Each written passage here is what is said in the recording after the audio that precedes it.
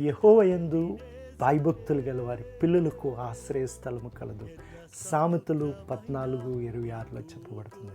నిజంగా ఒక్క వ్యక్తి దేవుని యందు భయభక్తులు కలిగి ఉంటే తన పిల్లలకు ఆశ్రయం కలిగినట్టు. కీర్తనకారుడు 128 కీర్తన అంతా ఒకే మాట చెప్తాడు.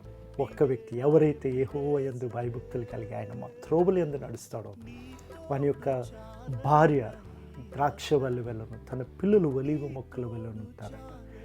మన భక్తి జీవితం నిశ్చయముగా మన పిల్లలకు దీవెనగా మారుతుంది. ఆమేన్.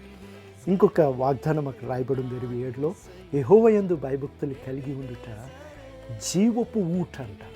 అది మరణ పాశం నుండి మనం విడిపించదు. నిశ్చయముగా మరణపు యొక్క ఉచ్చుల నుండి విడిపించేది జీవపు ఊట దేవుని యందు భయభక్తులు కలిగి ఉంటాయి. Let's worship him.